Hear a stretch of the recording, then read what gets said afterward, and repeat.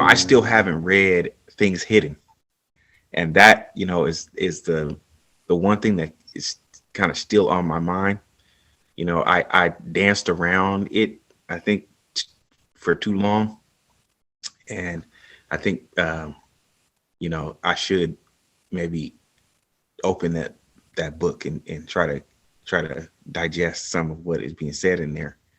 Well, you mentioned that you've done some recent interviews um, in your work at Bright News, where you're looking at some of the conflicts going on in America with as it pertains to Africa. We're going back to Africa, right? Yeah. So why are we going back to Africa? What did you learn from your recent interview, and who was the person you had? I mean, given a preview, it's not out yet, but yeah. So I mean, her name is Susan Barclay, and she's a anthropologist. At what university? She teaches at Seattle Central Community College, and I believe,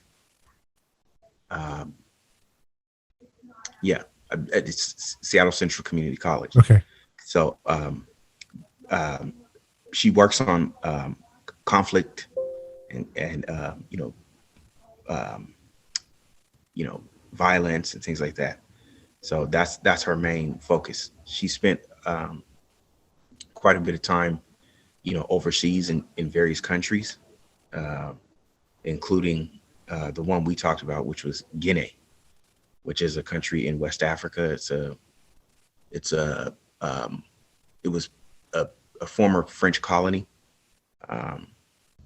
and they were the first country to actually gain their independence from the French. And I believe this was in the 1950s. And once they had gained their independence, they ran into a lot of political upheaval. So, there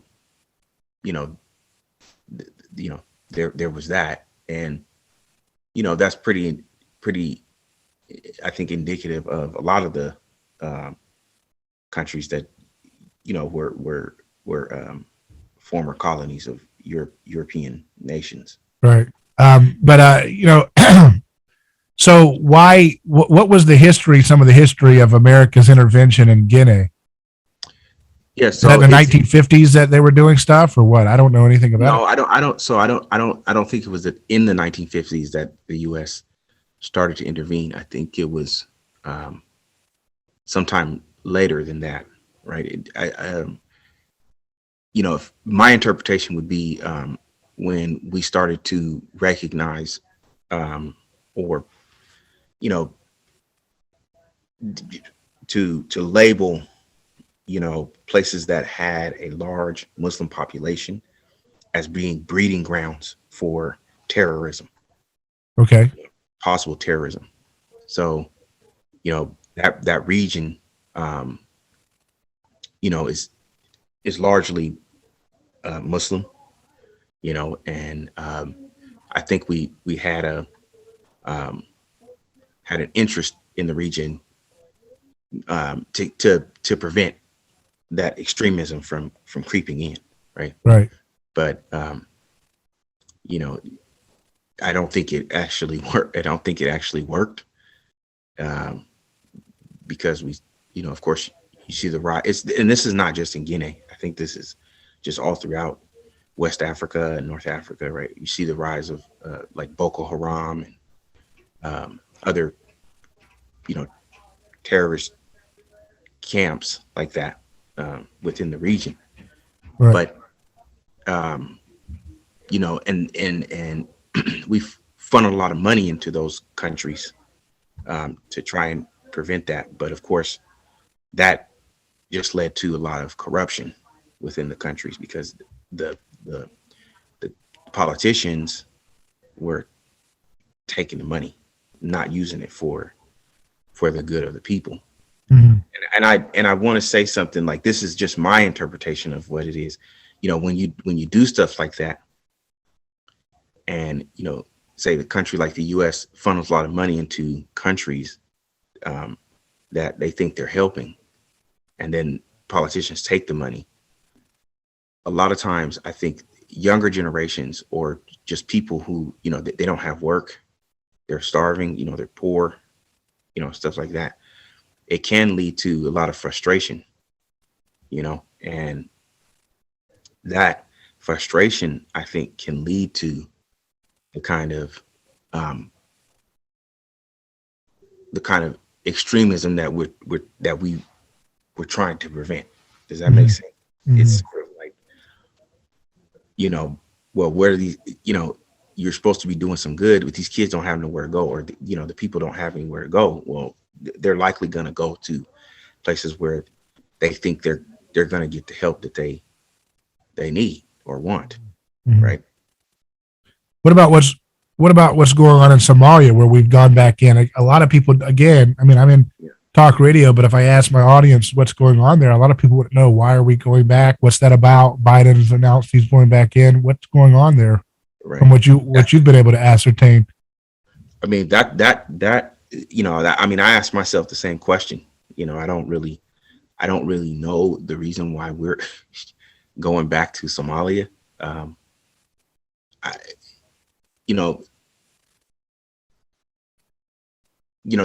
course, the narrative is that we're trying to prevent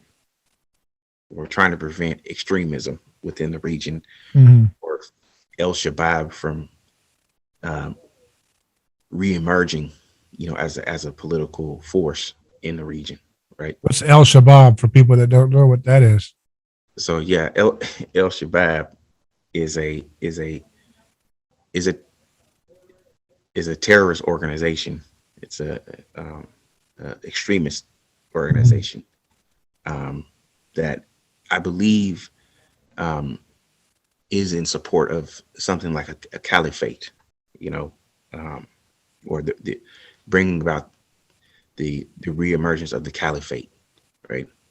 And so, that's what I've heard from the government and from news articles, that's their, main interest, which is to prevent El Shabaab and other terrorist organizations from reemerging in the region, right? Right. But once again, and also Somalia just had another election. They have a new president now, and I think the United States is trying to gain some kind of connections with the new administration, right? Have influence in the region. So, I still don't know why they think that's a good thing to do. I mean, they told us that they were going to, focus on taking care of Americans here, and yet inflation's going through the roof, and they're like a mad animal. It's like a rabid dog that's just running around biting random animals in the, countryside. You know what I mean? It's just running around in different people's farmlands and just another dog, another animal dead. Bam, another one's dead. And say, oh, Old Yeller's out again today. That's what America's foreign policy geniuses look like, don't they? Right. Yeah, and I think that it's so counterproductive, for us, to really be focusing on, a lot of the, foreign places that a lot of, okay, I'm gonna put it like this. A lot of Americans don't know where these places are, right? They don't know anything about these regions. They don't know they don't know the history. I don't know about these places. Okay. Yeah. And I tend to be pretty interested in history and anthropology and history of Africa and civilization. Right. And so, but I don't know anything about,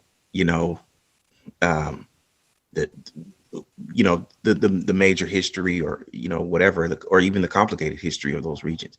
And so the fact that, you have Americans going to these places and stuff like that. And I think just causing even more, conflict is unwarranted. it doesn't make sense to me why we're Mhm. doing that. And on top of that, like you said, while we have a country that is kind of like just burning, you know what I mean? It's have you seen Stranger Things? Yeah. Okay, you remember that little monster, that thing that what do they call it, the flare, and Yeah. it was getting all it would it would it would like take it would grab somebody, right, Yeah. and it devour them and like consume them and then make them a part of itself, right? Yeah. Yeah. And I feel like that's what's going on in this country. Like, you just got it's just ridiculous. You know what I mean? Like, what are we doing, bro? Like, people can't buy baby food. Yeah. That don't make no sense, man. I've Yeah. never heard that as long as I've been living in this country. You know, that's And never on top of that, the baby food that is available is not very good for the children to be right. Exactly. You don't to even be know nice. To be nice, you know. you don't even know what's in there. I mean, that's a very beleaguered state. It's like I'm in a country that's so beleaguered Yeah. that we can't even afford to poison our kids. Oh my god. You know what I mean? Like, you know, it's like you finally get to the desert. Oh, look, they got baby food. But Right. that's the good news. The bad Right. news is we got baby food, you know? Oh my goodness. That's a real no wonder people don't want to go to the moon anymore, you know? Right. How can you go to the moon if you've got no baby food and the baby food you got messes you up? Right. You know, Gives you, you know, irritable bowel or something, you know? right. How can you get to the moon if that's what you've got to deal with all day? Right. You know, you can't But pay we're for off to gas. Somalia instead of the moon, aren't we? Right. Yeah. Right. Go to Somalia, go to places that people don't know anything about. You know what I mean? And you know, cause more conflict and fuel the corruption, you know, in these places. And you know, that's another thing that's again, like I said, you know, the corruption is what is angering the local people, you know, when it comes to the United States, you know, because it's like, well, you know, you guys say you're trying to spread democracy. You say you're trying to spread peace, right? But you just create more problems for us, right? So we don't want you here, you know. And there was a guy who was talking about the Middle East, and I think this is probably also true for probably Africa, right? That a lot of these places, they deal on local politics, right? On a local level, like on a tribal level, right? So they're not really concerned with like what's going on in big government. They have these kind of low level connections with one another. And, you know, if they can do a deal with the Taliban or they can do a deal with Al Shabaab or something like that, then they'll do that insofar as it's going to help their community. It's going to help their families, right? But why is that? It's because they know that they can't get it from the actual government. You know, so all our attempts to try and counter the terrorism that's going on it's not working. You know what I mean? Because it's like, well, you know, stop giving money to these greedy people. You know, and you know, I'm not trying to knock, you know, any countries. I'm just saying, you know, that's what you get. You know, people on the ground are going to do what they need to do in order to survive. You know, they don't have time to be worrying about international politics and stuff like that. We determine it's our job to spread democracy, you know, to protect other countries from, you know, from extremism, from corruption. And meanwhile, we have that, you know, I think not to say that we have extremism or corruption, but we have problems in our own country, right? And I think the same frustration that people feel over in other countries, you know, we might end up feeling here. You know what I mean? People turn their backs on the government. You know what I mean? And they'll start working more locally, right? And that whether that's good or bad, you know what I mean? I think that's I think I don't that's see how we can survive with this national identity. We've got to go more local. yeah. I mean, it doesn't mean, I'm not saying the nation won't survive. I'm saying the idea of the nation having so much of its power and culture emanating from a couple cities is just untenable. We've got to allow people to, have more of a local community again, like we used to have. And I don't know what that's going to look like. Yeah. And one thing that that stood out to me with my conversation with Ms. Barclay was that the one thing that people do on a local level is that they're able to build up those local connections and have the ability to work together. People, because they're living in communities and on a local level, they're able to have more empathy, with one another. They're able to feel each other's pain and also be charitable towards one another. Right. And, they in times of need and hardship, they're able to understand the other person's, plight. So, they give and they share and they have communal, meals together, and they sit together and they commune together. And that used to be the way this country was, right? Like I remember my grandmother, like coming up, she said like a lot of times, it was the churches, and it was the local organizations and stuff that did a lot of the charitable work. Mm-hmm. Right. And it was, families got together, for the holidays and things like that. They spent more time with each other, and I think we just don't do that anymore. We don't, either we're too busy, with work or whatever it is, and we don't, in my opinion, we don't value this idea of the day of rest, right? Whether it be on like Saturday or Sunday, we don't give that priority in our lives anymore. Yeah. Right. We're always working and we're always playing at the same time. Yeah. We're always working. And then when we get off from work, what do? Okay, well, I'm going to the bar. You know what I mean? And so we're always numbing out or doing work that doesn't really have much value. Right. Paper pushing jobs and things that are menial, imperial jobs. Yes. Not to denigrate that if that's what you do, if that's what you have to work, that's what you got to do. But not necessarily what you have to do, but it's what it feels like you have to do. Right.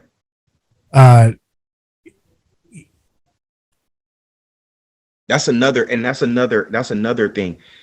Jean-Michel, Dr. Ugulian said that too. He has said that too. He said, but he was alluding to more like something like the medieval times, where he said when the community was trying to build a church or a cathedral, the whole community was involved in that.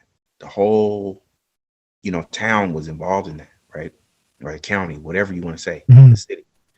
And they gave, it was almost like there was a passion for it because they knew, first of all, they knew the risks of building a structure like that, right? A lot of people could die. You know what I mean? The building could collapse. You could have earthquake, it could burn down, And so when something like that is, the whole community is behind that, and then they build something like that, you have so much more of an appreciation, for something like that, because it's sort of, it's meaningful. That's what I would say. It has meaning and it has value to the community, and they see the work and the progress and the faith, and all of that that has gone into, building up the town, building up the cathedral. I'm a big critic of, I don't talk about it a lot, but I'm very ardent critic of intellectual property.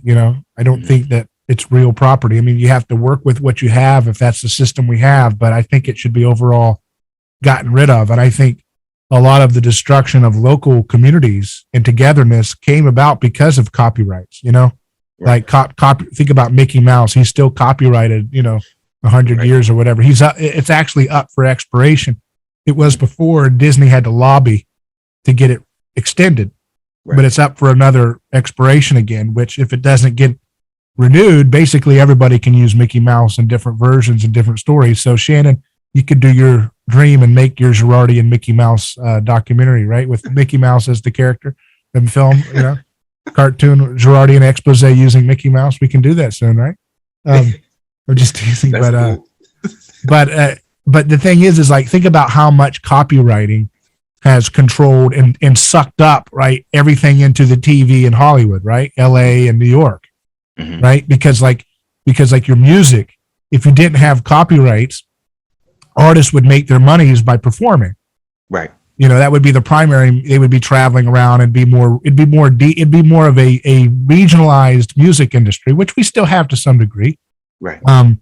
And it's become more like that because people have had a harder time making money in the digital age where everybody can listen to your music in various ways. Artists and indie and regional stuff has started to kind of percolate a little bit again.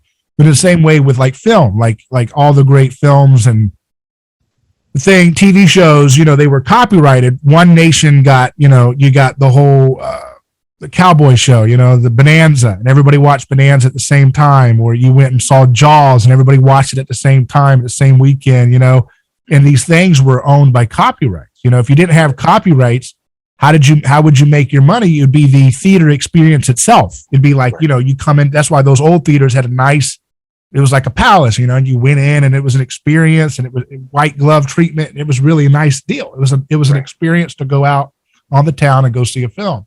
Right. And then everything got kind of centralized by the Hollywood system. Right. But if we didn't have that, we would have a more regionalized, decentralized culture patchwork like we kind of had before. I think patents. Intellectual property in general is a big reason why we've lost, our local identity as such. Are you saying that because people are afraid to use something like music or film or whatever? Well, yeah, it's just that they wouldn't, like Hollywood and TV companies wouldn't have the power they have. Yeah. To capture our culture making apparatus and centralize it without having competition, without having people like artificially you're not allowed to steal their stuff or play their stuff. Right. I don't think it's theft in the true sense of I think you should obey the laws as they are written, but in theory, it's not really property. Right. Because property is something tangible that you can actually like if I go dun dun dun dun and you go dun dun dun dun, I didn't stop you. I can't stop you from intellectually mimetically imitating something that I came up with as an idea. If I draw Mickey Mouse on a paper and you're in the same class as me and you're like, no, I can draw that just exactly like and do a little different thing with it. You can't, it's not really truly property. Right. And so the government artificially calls it property to protect artists and stuff, but it ends up becoming this machine that helps to centralize culture into this imperial, rootless, everybody watches Star Wars, because those machines have so much power. Right. Whereas we would still have films and arts and things like that, but it would be way more regionalized and localized, I think, in its development without copyright centralizing power under a few corporations. Right, and I think that makes sense. It makes sense. So let me try to graft onto that. I think the result of that, right, that kind of centralization or having that intellectual property, what happens is that then people who want to continue on with something like Star Wars, they have to do it in a way that the company is pleased with that. Yeah. So, if and I've been seeing this a lot, right? If correct me if I'm wrong, but then the result of that, right? If Star Wars doesn't do something that, or the creators of a new series within Star Wars doesn't do something that the company likes, then it won't get put out, right? So, for instance, if they don't include transgender, or they don't include whatever it is, then it's like, oh, well, we ain't gonna pay you for that. You got to, it's got to be inclusionary of all these different people or something like that, And I'm like, well, that, first of all, I don't remember Star Wars previously being like that, I don't remember Star Trek being like that. And I'm a fan of Star Wars and Star Trek. So, just seeing some of these new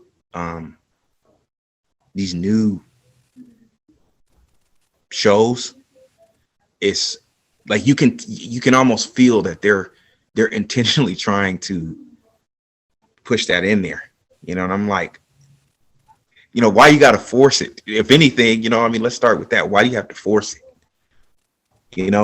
People, we got it, man. We get it. We got it now. All right, you got your thing. You want to, and it's got to be patronizing too. How they tokenize everybody, Yeah, and it's like it's got to be patronizing and insulting for the people that they're supposedly representing. They're not really representing. Do you feel represented when you feel like there's every other character is this or that, or here's the gay, here's the Native American, here's the doesn't it feel a little bit like try hard, Yeah, it's forced. It's like you're trying too hard to be, inclusionary, and it's like, I'm fine. I'm fine with that. Like that's fine, but it doesn't have to be something where it's like you're forcing the statement. Like, you want everybody to see this. And the thing about it is, it's also, for some people, like, I feel like that's troubling for parents too, who don't want their kids to be exposed to that. Right. But they like Star Wars, or they like Star Trek, or they like, whatever, Obi-Wan Kenobi or something like that, but they're, or Captain Marvel or whatever, but they're afraid to, like, if they turn that on, the Harry Potter movie that just came out, they turn that on and they're like, okay, let me watch it first. Let me watch the whole thing first, just to make sure that, this is going to be appropriate for my child. I want to say, like, okay, so it's easier to capture one monopoly of Mickey Mouse and Star Wars than if Star Wars was in the public domain, right? Right. And so that's why they love to rub it in the faces of their traditional base, right? Of like white nerdy males and stuff, teenage males and stuff like that.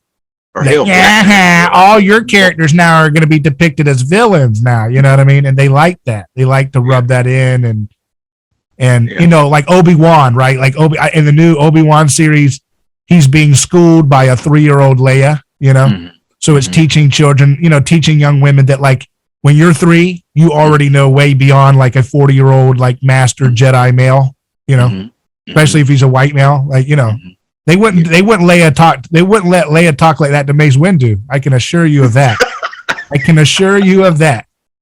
He would be like, but then here's the dropping some MF bombs too, But you ain't gonna be talking to me like this, girl. You get your motherfucker. They'd write that into the story, right? Right. But they love to humiliate and disrespect people, and use heavy-handed, political tropes. But that's a sign that they're losing, right? I mean, because their films were as heavy-handed as evangelical films were in the 80s and 90s. They're like, so preachy. And that's how you knew they were on their way out of power, right. Right. Because it was like, y'all have to try so hard to shove your stuff in. You're so insecure that your worldview, nobody's going to like it, that you make this movie and then you're constantly preaching and it's didactic. And nobody wants it. Well, that's what the hegemonic left is. So screw you guys. Your days are numbered. I mean, you're done. You're going down. I just hope it happens faster and peacefully without people having to lose their minds like we're seeing today. But I mean, look at it this way. Even people who might be in support of that are probably getting tired of it, because it's like, okay, we got it, man. but they're inevitably locked into doing it. Yeah. Because they're mimetically having to see, that's the thing. Let's get into mimetic. These people who are writing these pedantic, preachy, stupid, heavy-handed stories that suck, that put all this tokenism and shove it down in a dumb, artificial, patronizing way, they have to always outcompete the other, right? And even Oscars, they've structured the Academy Awards that you have to have enough representation of every different group, a certain percentage in your cast and in your production team to even be considered for nomination. Right. I mean, it's so disrespectful to everybody, especially people who are in these considered, sacred, marginalized communities that are, we can't allow you guys to win on your own merits. We have to give you affirmative action for Academy Awards, Right. How disrespectful and racist, but that's exactly what you would expect, if we think about what Rene Girard says, that, our cultural chauvinism is that, we have to act as if, we have to self-flagellate traditional representations of America's culture. We have to self-flagellate it in order to show that we are virtuously superior to all cultures, right? That's what it's racist and chauvinistic, even in its way of being self-flagellating, right? Yeah. Well, I watched that movie, and I think you watched it too. The Northman. Yeah. Right. And you heard people after it came out, and people critics watched it or whatever. There's this whole uproar about it being too masculine and too white and European. I'm like, well, wait a minute. Aren't we talking about a white European, story? I mean, it's Hamlet. I mean, the last I checked, that was Europe. That's the Danes, the Vikings, Sweden, Norway, Great Britain. I mean, what the hell do you want, man? What do you expect? Yeah. You know what I mean? You expect it to, see, what they wanted was to have it like how they have it on Netflix with that new Vikings, with the black lady that's the queen with the shield maidens. You know what I mean? It's just like, come on, man. Okay. But, people are so uneducated about their history, they don't even know what's true anymore. They're probably, they're trying to rewrite history in real time. So people are like, wait a second. If this is historically accurate, there should be black women all over this Norse tribe. And it's like, where did you learn to go to school? Where did you go to get? You got educated at Amazon Prime and Netflix.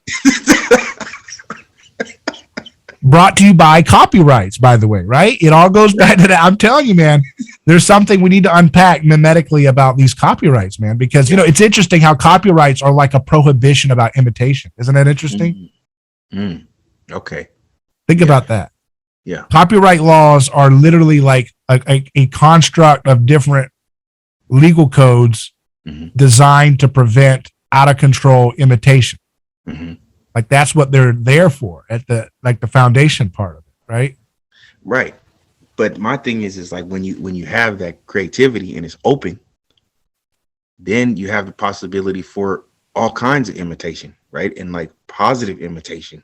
You know what I mean? I mean, what's wrong with that? I don't, because it makes you just not want to watch anymore. It makes you just not want to watch the shows and stuff like that. And then you scrounging around to find something. And it's like, well, I guess I'll just go back to watching Perry Mason, black and white. You know what I mean? Because I don't feel like going through this. I don't feel like. See, copyrights kind of like they kind of like preserve a sense of the sacred in our imagination and myth making. Like in a pagan way, because it's like it's contained within one monopoly, right?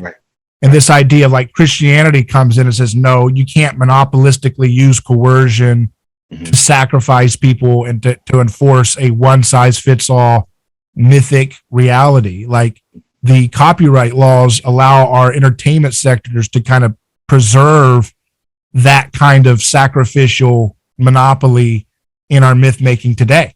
Does that make sense? Sort of. Because, for example, like, okay, so if everybody could make Star Wars and nobody could monopolize, we have the official right to make official Star Wars. Everything you make is fan fiction. Right. So that's sacred versus profane.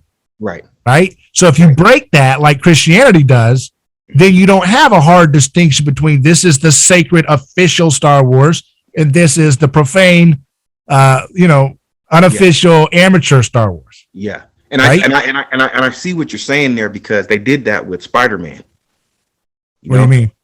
Like they wouldn't. There are certain versions of Spider-Man that are owned by Sony, right? Sony, right? But then there's also like another version, I think, that's owned by Disney or something like that. They were trying to monopolize that, but it's they're battling it out. But it was still a monopoly. They were just fighting. They just had to exchange the rights to about the monopoly. You get one key, and this is the official monopoly of Spider-Man. Right. Now, if you open that up a long time ago, you wouldn't have this cartel of entertainment that we have today. You wouldn't have Disney being as powerful as it is today. They might be a theme park, because that's still an attraction. You can still build an entertainment complex that people want to go to. But the idea that Disney would be as powerful and as monolithic in its shaping of our imagination for generations wouldn't happen without copyrights. Copyrights are the secret ingredient that allows these giant, corporations, massive corporations of five basic companies to control all of our imaginations and with their movie making and their music. That's another thing. Music. Yeah. You want to talk about mind control. I mean, look at what the urban community, black people have been they put in this music run by like 3 companies. Yeah. And all it is saying is booty, booty, booty, booty, booty, booty, booty, booty, booty, booty, booty, booty, booty, booty, booty, booty, booty. I mean, imagine being in Gitmo. They probably do that kind of tonal noise. Booty, booty, booty, booty, booty, booty, booty, booty. And you're like a devout Islamic man. You're like, what do I do? Booty. And they keep sitting at. That's what they do when they pipe that mind control music into your local radio station. Every day you're driving, you're trying to be a good, upstanding father or wife or mother, and you got booty, booty, booty, booty. You're just trying to drive. Booty, booty. What's another signal? Booty, booty, booty. Different frequency. Booty, booty, booty. It's the same damn thing everywhere you go. You can't get away from it. That's what they're doing to us, all of us. But even NPR and BBC, man, like you turn on the radio and it, like with them, it's just the same shit they keep saying. And I'm like, I don't really believe that. I don't really believe that. But they'll say it over and over again. When they'll talk about the pandemic, when they were talking about the pandemic, the coronavirus. Experts say you need to wear 3 masks. Experts say, officials say, scientists say there is no evidence of it. It's just robotic, hypnotic. And then the British try to have a high brow, sophisticated tone to it. And it's like, no, but you're still saying the same thing. The same old trashy talk. Same old low ball, low info, trashy, gutter, low info thinking. Yeah, that's what they're putting out on BBC every day. Right. And so it's like who do you listen to, though? And talk radio is the same way, man. That's why it's hard for people to catch on in an industry sense to what I'm doing in radio, because everybody in radio, all they do is say, did you hear what Biden did today? He's a dummy. Play sound clip number 1. He's mumbling, look at that dummy. Ah, ha, ha, ha. I mean, that's the dumb, idiot, lowbrow idiocy. And people are not all like that. Millions of people, ordinary people without education, with education, it's like people play up or play down according to what they got. So if they've got slop on every station, they just, all right, I guess I'm settling for thinking and mimicking. Yeah. They're role modeling. So they're all, okay, this is what it means to be a talk radio guy. This guy on the radio says, hey, dummy. And so you go and you start treating people that way too. Mm-hmm. Or you go and listen to NPR where these, zombies are saying, always trust the experts who tell your 6-month-old baby to have the crispy spike protein injected gently as the experts recommend. And you get hypnotized that way. Yeah. You know what I mean? So you get hypnotized, A, hypnotized be. And all of this is about getting you to like sync up your spirit, your attitude, your desires with these false gods and their false myths. Right. You know, what'd you call it? Differentiation versus undifferentiation. Right. Remember, it's like we were talking about when we first started talking. I told you, in Violence and the Sacred about that God. He was trying to like Stranger Things, like trying to morph everybody into himself, man. That's what they're doing to us. Crazy. That's crazy to me, because you're right. I'll go to a station and it'll be the same goddamn song. I'll turn to the next station, the same goddamn song. Whoever it is, I don't know. And it's the same subtext too. Yeah. It's always the same message usually, something about mimetic desire. Right. Desiring passion, desiring lust, objectifying the other, tricking the other one, being better than the other one, looking more desirable as a catch than the others around you. Even though they all look the same. Yeah. And it's all, exactly. So, but it's all about, it's all about hypnotically controlling your desire mechanisms. Yeah. And then we wonder why we live in such a difficult era in terms of having hope and mental health and stress-free life, because we are inundating us, starting with our children, right? We inundate people with this mind control from TV, from radio. Radio really is a big shaper of this, because TV is more easily seen as mind control. But radio kind of sneaks up on you because it's like the background noise as you're driving. It's in your ear. You know what I mean? That radio is actually the real. I mean, this is maybe it's because I'm in radio and I have an affinity for it. But I think radio really is the big enchilada for mind control, even almost more so than TV, because it's sneaky. Yeah. It's sneaky. Like the megaphone you hear, and it tells you, it'll tell it like remember they had it. I don't remember if this it was true or not, but you remember like 1984? Yeah. They'd have what was he called? The father or whatever he was, and but they would just keep putting out those messages over and over again. Radio is really the more powerful propaganda machine, in my opinion. And all these, they all work together. But like, if you think about like radio to this day, if you want to get a pop song that's going to be played in every eardrum in America, you got to get it played on radio. I mean, yeah, you can get it on YouTube, but it's still, everybody wants to, you want to, it doesn't feel like it's real, because there's people who are indie artists who have millions of views on YouTube, but they're not like officially, part of mainstream American culture until it's like a ubiquitous song on radio. Right. And so radio is still like this godfather that kind of sits in the shadows controlling people's minds, whether it's the music or the talk information, right? Or sports, which is a way of kind of subsuming your passions into these tribal conflicts, which is okay. But like that, it's like you get three options. You pick talk, left or right, which is going to mind control, sports, which kind of numbs you out and also has political stuff seeping into that, or music, which is going to roll you through a kind of hypnotic, like synchronicity with it's going to sync you up with everybody else around you. Right. So when you're all synced up on the same base level programming of booty, but just playing that in your ear 24/7, year after year, when you have that, it's no wonder that people are in the state of animalistic kind of vicious paranoia and ego and narcissism. All these things are popping up around each other because we're all like synced up in the same state of undifferentiation, all desiring the same thing, all believing that we can be keeping up with the Kardashians or whatever, right? We all want to. But then we tell, and Renee Girard said this because this was funny. He said the gods, they tell you to worship them, right? But they also tell you not to worship them, like don't touch them, right? But they want you to touch them, right? So there's the god Diana, right? She say, okay. Or Aphrodite, right? They want you to want them, right? But then as soon as you approach them, then they'll kill you. You know what I mean? You know what that reminds me of? No, what's that?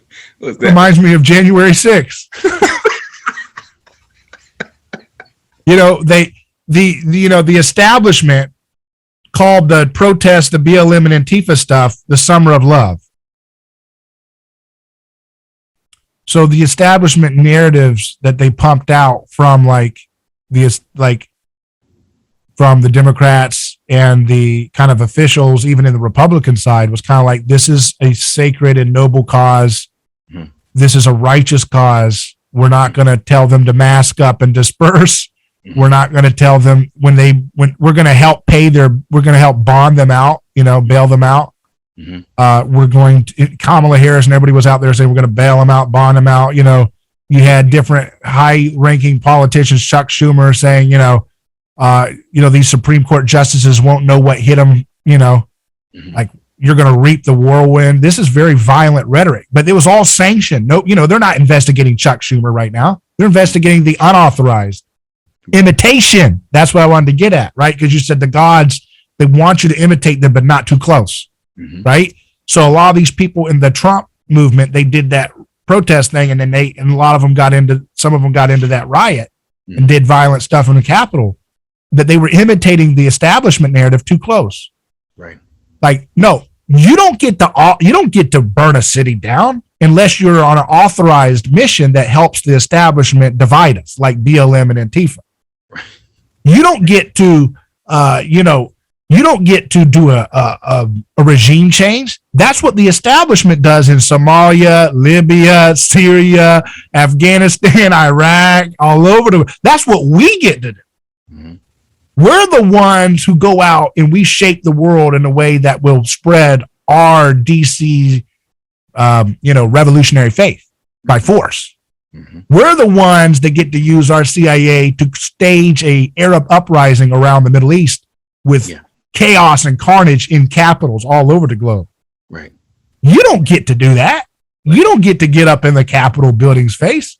Right. That's what we do. You don't get to imitate us that close. Right. Right. That we will do that to every other country that has government policies that we don't like for our oligarchs' interests. Mm-hmm. But you don't get to do that to us. Mm-hmm. And also, you don't get to burn anything down or protest in any way unless your cause is a sacred cause meant to divide us, right? That's what it's all about, right? The reason why the TV said, this is a beautiful moment of love was because BLM is a movement to divide fellow victims. Yeah. Emotionally, viscerally, at such a deep level that the working class whites and blacks and everybody else is not able to heal from that. Right. It's about rich white liberals using and tearing apart the fabric of black and white working class families and driving a wedge through them mm-hmm. in a divide and conquer strategy. Just like I heard a podcast Daryl Cooper did with the Martyr Made podcast. He's a history guy. Mm-hmm. And he was talking about like the early era of colonial America where they had so many white indentured servants, right? Yes. Mm-hmm. And he was talking about, and they also had Native American servants, right?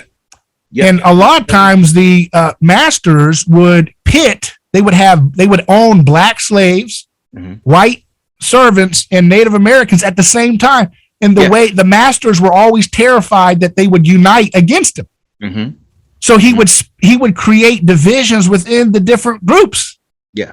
So that the white servants were pitted against the black slaves and they were all fighting and keeping each other at bay like crabs in a bucket. Right. Yeah. And they created those narratives on purpose because they were terrified of people waking up to the united BS and abuse that had been going on systemically. Mm-hmm. That's exactly what DC is doing to all of us around the world and here at home. Yeah.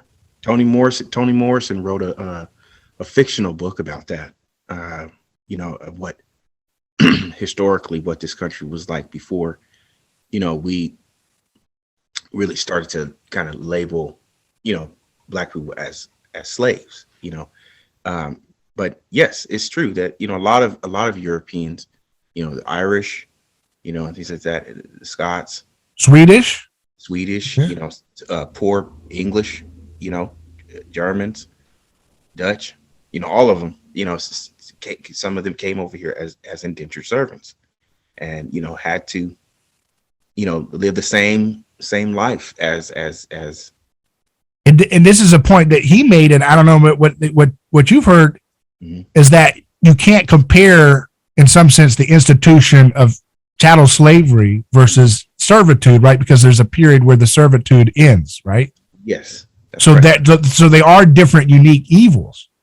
But it's interesting. I had never thought about it until I heard the podcast say it. He said that many times, and it made perfect sense, that many times but he says something interesting. And again, this is something you're not even allowed to say in our culture today, but I'll say it because I think it's probably historically true that although you don't want to say one is worse than the other, but if the servant is not owned completely, but for a time, then in some cases, the servant would be treated even worse than the slave. Yeah. Because the slave, even though it's a wicked thing that they're stuck in this horrible nightmare that never ends, but the servant, it's like their labor is rented. Right. So they're going to work the servant down to the dregs of his life essence is almost gone. Like, like people rent a house versus owning a home. Right. And it's a horrible way to look at it, but that's how human beings have treated each other. But this idea of like, if I own the home, I'm going to make sure it's long-term value. I'm not going to run down the home. Right. I'm not going to tear up the carpet. I'm not going to tear up the plumbing. I'm not going to tear up the grass and let snakes all run around. Right. But if you rent a home, oftentimes, if you don't care, they just let it go to hell. And so you see how that would create resentment between white servants and black slaves. The black slaves say, well, at least you can imagine the conflict maybe happening in that. At least you get to leave. Yeah, at least you get to leave. And then he says, well, at least you don't get as much work as I'm getting. Right. Because you got to, he wants to get as much as he can out of you in the long term. So you're going to have long term more terror. But in the acute term, it's, the acute level of intensity may be in some cases, I don't know in all cases, but in some cases it would be worse for the servant who has a period of time and has no rights until he or she is able. And in many cases, they don't even get what was due to them. Like, the obligations of the master doesn't have it. So they get screwed out of it and they're a broken down body when they're released. Right. Right. Yeah. I think the one thing that, can you hear me? Yeah. Okay. The one thing that people should always remember about the beginnings of, this country when it has to do with enslavement and servitude is that we were all, a lot of us were in that situation. A lot of us were poor coming to this country, and in various degrees, and however much, we want to say violence was inflicted. The fact of the matter is that, we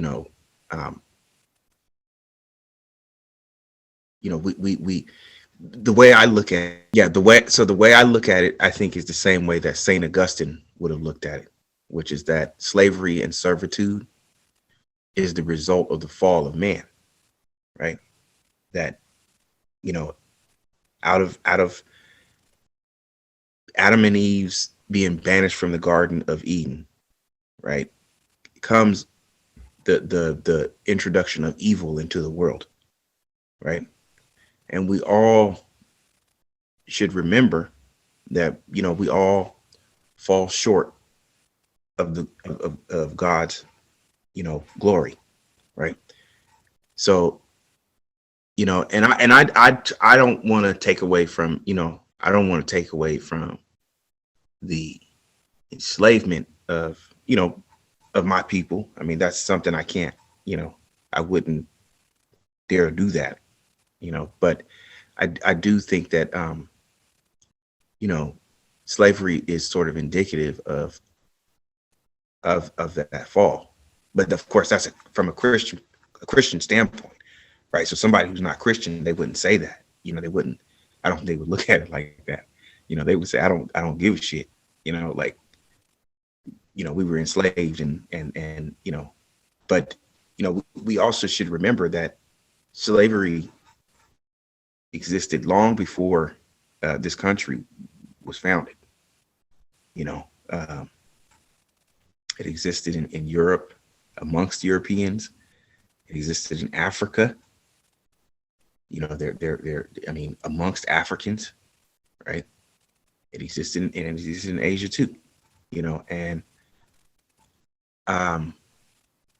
so I think if we can see it in a broader sense, and also just in a Christian sense, man, it really kind of bothers me that we don't take our Christian heritage seriously, because I think that's what's wrong with this country.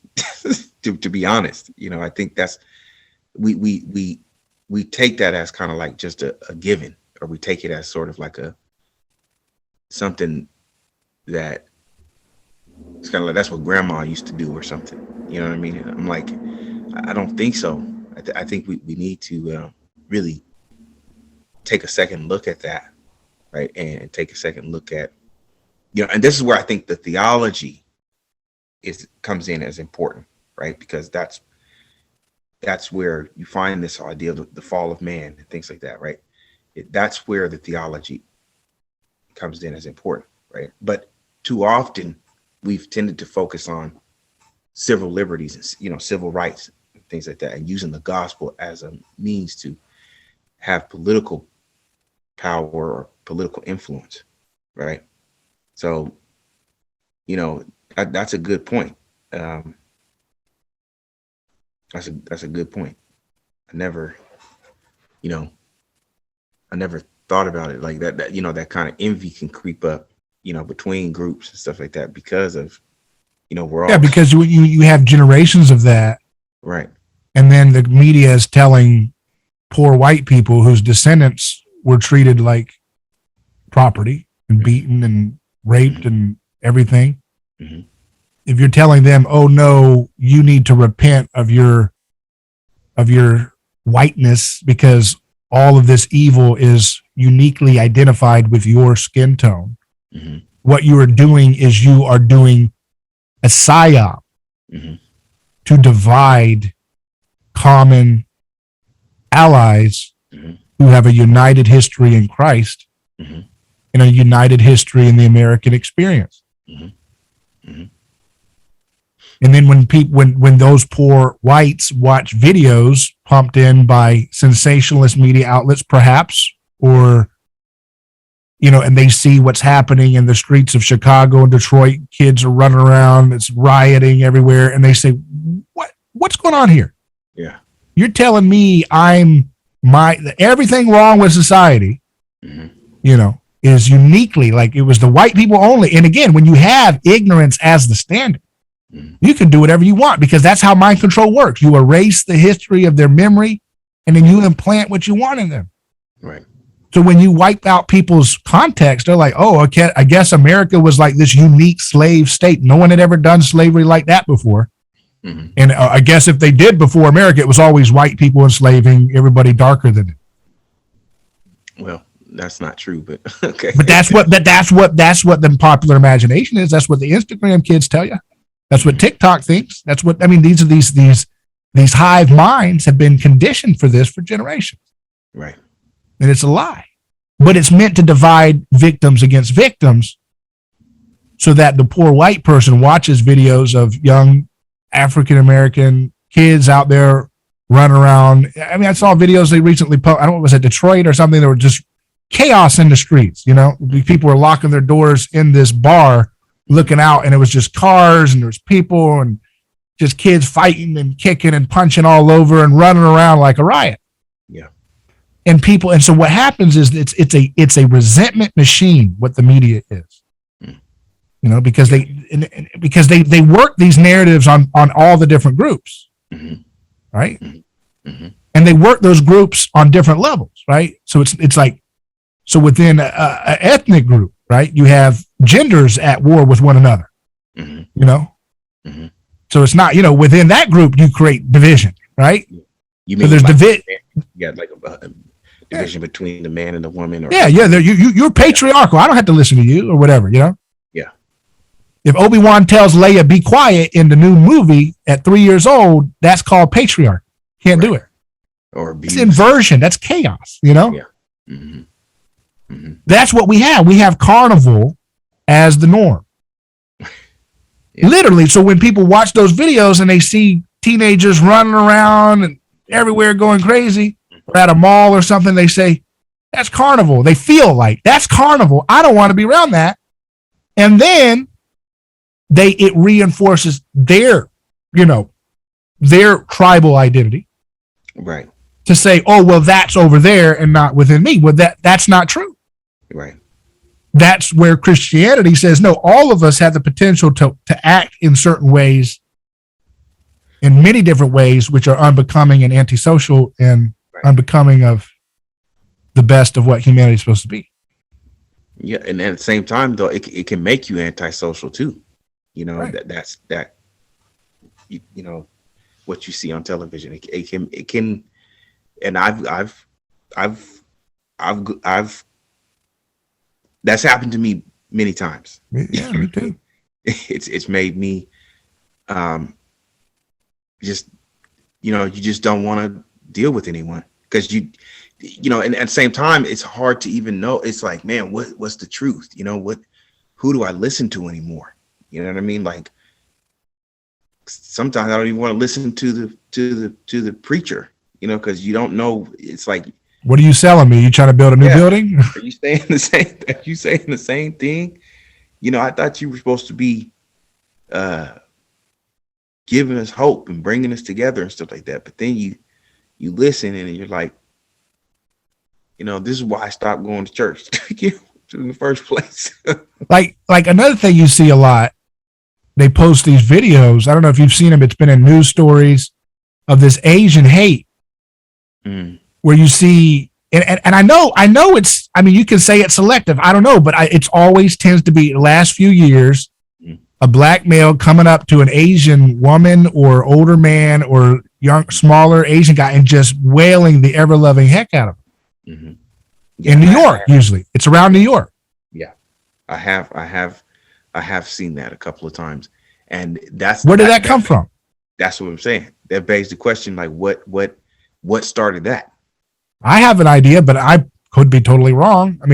In terms of I haven't seen those videos until they had that psycho guy who shot up some of those Asian parlors, and he was a white guy or something like that. Mm-hmm. And then they went on this big campaign about how we need to stop Asian hate. Mm-hmm. Mm-hmm. And I feel like because some black people assume this sacred victim status because, hey, we're the ones who are victimized. Did you not see the video about George Floyd? Did you not see the video about this? And now you got to stop Asian hate. That creates a crisis of undifferentiation. Wait a second. Yeah. Why is there all this media attention and emotional energy around this is the sacred victim group that is being hated upon? I thought that was us. Yeah. In the same case, you know what I'm saying? So you get conflict. Just like within the LGBT movement, there is conflict between cisgender drag queens and transgender community.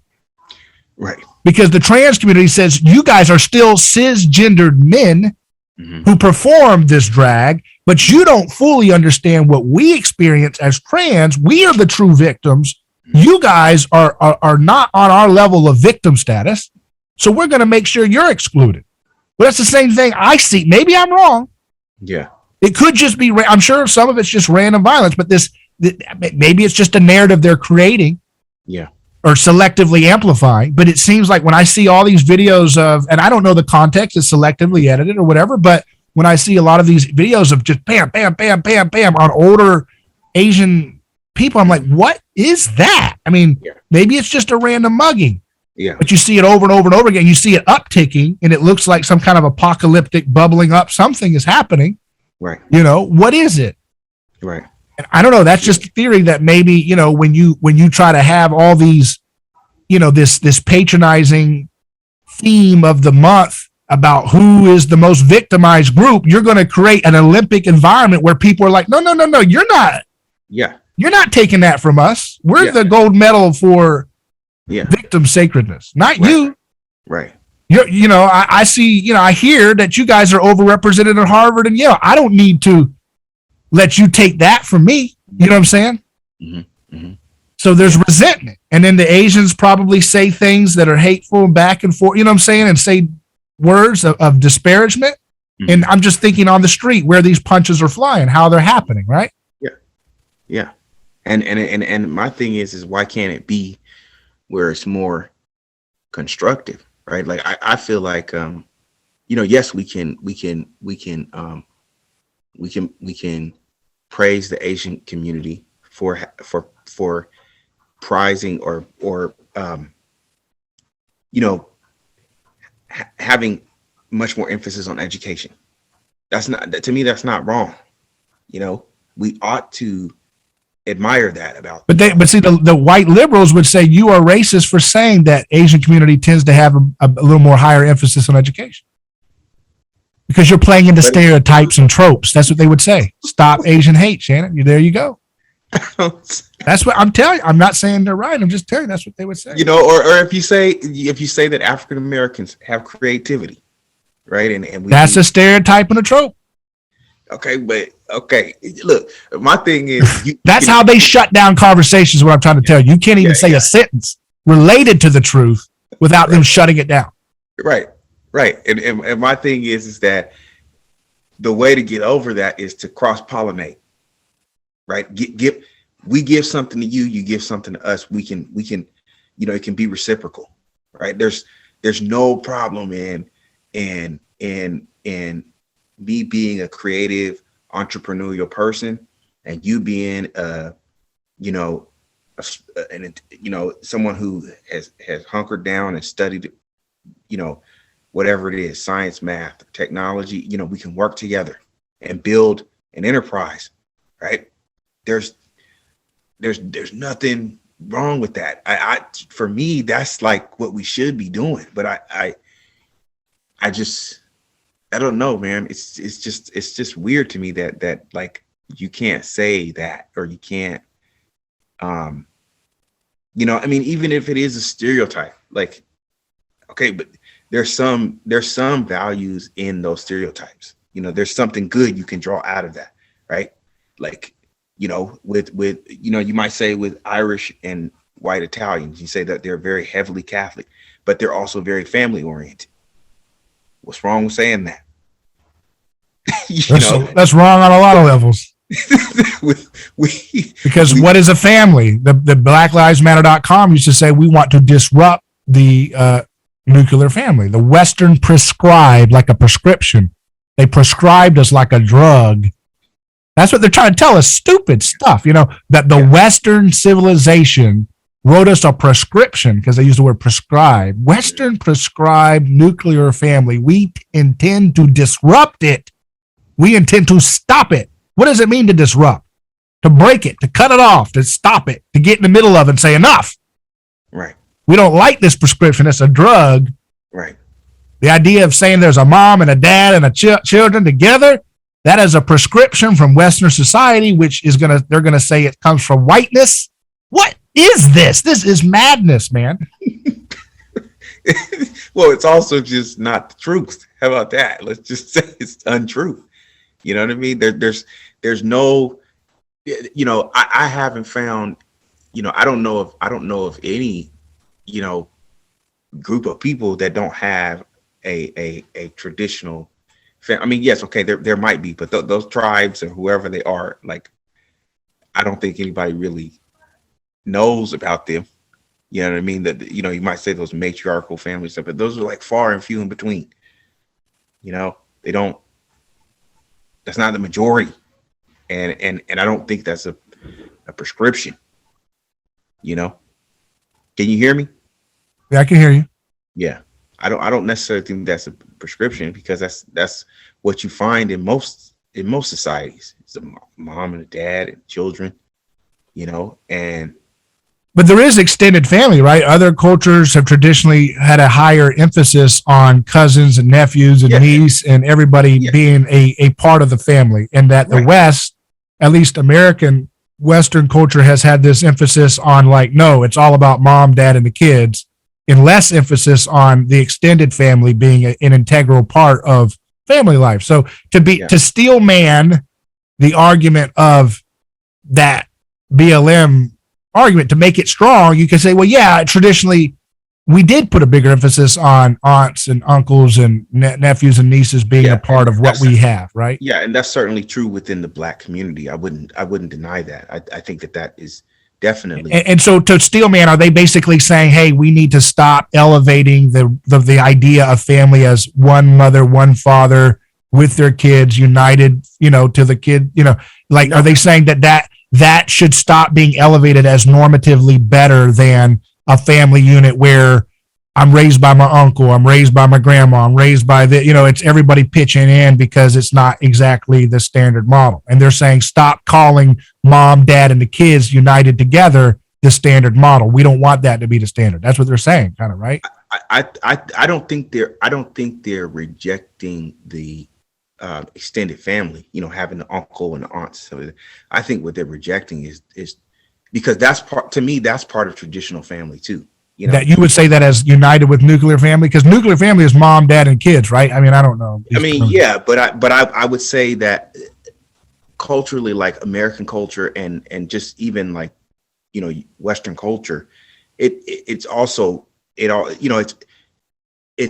has always included like the uncles and the aunts, because they're the support system for the mom and the dad, and stuff like that, right? That extended family is more about building the community, you know what I mean? And what I would say they're rejecting is the tradition of sort of traditional family at large, right? What they want is you to reject the fact of of a man and a woman being role models as men and women. Does that make sense? Yeah. They don't. Can you hear me? The differences between the genders and right, and the differences also between the adults and the children. That's another thing that they're attacking. Yeah. Oh, I think it's horrible. Yeah, I think that's what they're after. It's not so much the extended family, right? Because they probably would say that matriarchy is more important than anything else, right?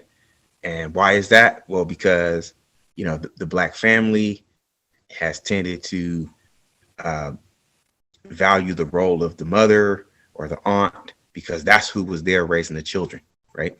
Well, but they're wrong, because that's not true. Actually, the grandfather or the granddad, was the head of the family, right? And then you had the sons and the grandsons and the aunts and the uncles and everybody, not to say that he was the center, but the father, the grandfather was the head. He paid for the house. He paid for the car. Grandmother, she took care of the home. She cooked for the children. Sunday, afternoon, everybody go to grandma's house. Everybody go to grandpa's house. Mm-hmm. Everybody go to granddad's and grandma's. Everybody go to mom and dad's. Dad and mom, whatever. And Black people, in this particular case, that's all. It's always been that way, for generations. It's just recently, I think that has changed, where you don't have the father figure or the role model there. And so that's a different, and I think they're picking up on that. They're picking up on that shift and trying to promote that as just as good as what we traditionally used to have. There's no incentive that the government has, because it's subsumed the role of Christ mm-hmm. in being the transcendent that binds up a community together. Mm-hmm. It's a transactional God, that gives you, you give it piety and you worship it and you vote faithfully for, the welfare state and the, whatever state you get transactional rewards back. You get little gifts back, right? And so it's kind of like this weird, I am your God and you will be my people. And I have certain expectations. I will give you certain obligations that you have to fulfill. And I will give you certain promises that I will set out for you, right? So it's this kind of demonic inversion of the biblical covenant, right? Right. And so that they go about, you can think of it. Can you hear me? Yeah. You can think of it like the idea, the Old Testament that Yahweh says he's a jealous God, right? Mm-hmm. It's good, man. I like this. We'll have to cut out some of these pauses, but maybe we'll leave some of them in for artistic effect, right? Yeah, you got to put up there. It's the government.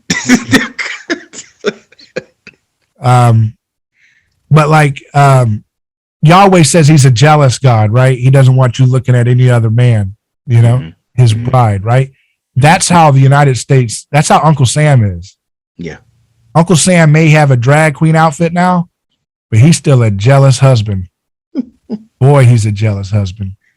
And Uncle Sam may have some glitter in his closet now. He pulls out at the drag bar. Mm-hmm. But Uncle Sam is a jealous, mean husband. Mm-hmm. He's got an addictive habit to alcohol and all kinds of other drugs, by the way. Mm-hmm.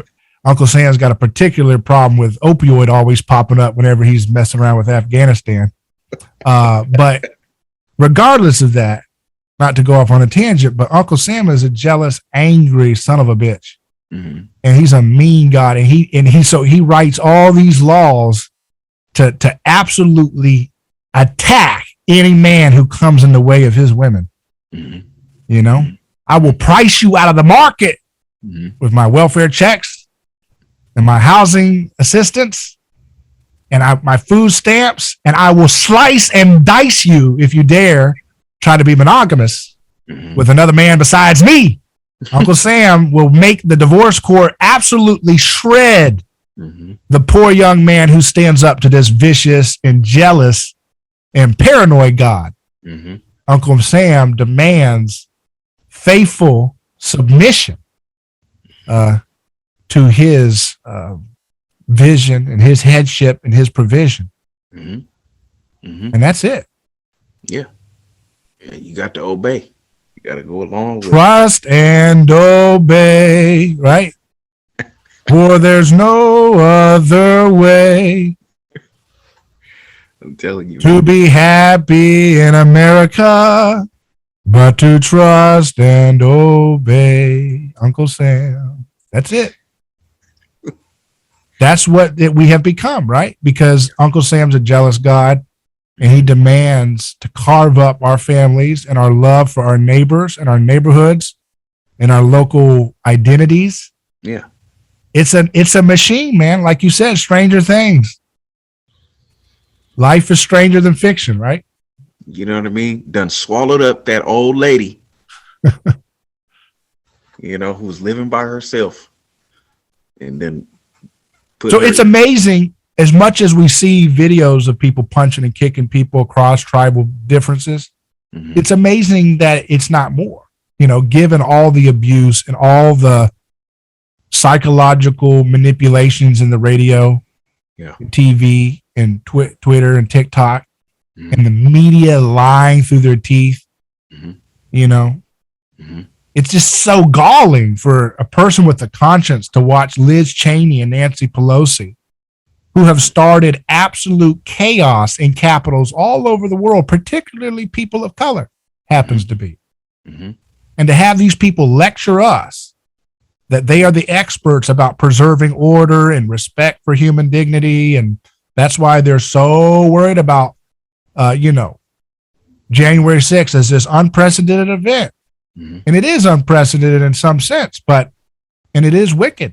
But the idea that those are the people who are lecturing us, the ones who did what they did to the Egyptian capital, the ones who, in Cairo, the people, what did they do in Benghazi, in Tripoli? What are they still doing in Tripoli?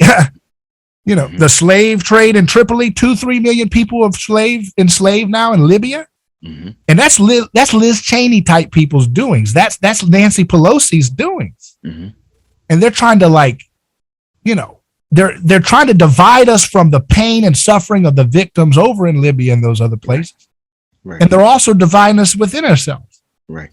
You know? Yeah. So our answer is we can't imitate their violence. Right. We just can't. But see, that's the thing. It's like it's hard to know what other way to choose, right? Because it was like you were saying before, when that's all you hear on the radio or that's all you hear on the television. Well, what's the other alternative? You know, like, how do you have a counter? How do you counter that? Because there's okay. I'll put it like this. The only other person I see countering that is probably Elon Musk on Twitter. Right? Can you hear me? Yeah, I can hear you. Because he has he's giving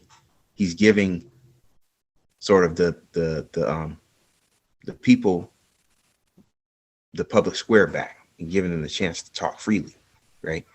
And in other words, it also will create the ability to have more creativity, you know, and freedom with creativity, and not be, you know, banned for that. Right. Ought to be that same opportunity in other forms of media. What opportunity? The openness and the ability to have that creativity, you know, where you're not banned for saying things or for you know, or a joke or something like that. I mean, dude, like, it's just a joke, man. Like, I mean, I know people say it's just a joke. I mean, yes, jokes have truth, but, you know, you're supposed to not take it seriously because it's meant within a joking way. And it's like, we can't even do that anymore, you know, and that, you know, it's just weird to me. Like, you know, like you can't do that. You know, I mean, you know, I listen to Mike Epps and he makes, you know, jokes about, you know, the culture and stuff like that and where we're at now, you know, and you know, it's to me, you know, I consider it funny, you know, but I can also relate to what he's saying sometimes, you know, and I think that's why people find that stuff funny, because they can relate. You know, you got that uncle that's on drugs, but he's funny, you know, because little things that he does. So, you know, they make jokes and stuff like that, you know. Well, folks, let's land the plane here. Check out Shannon Braswell on brightnews.com, his work. Check out their YouTube. Type in Shannon Braswell on YouTube. You'll see some of his videos that he's put up on Bright News. And we really appreciate your time, Shannon. Thank you.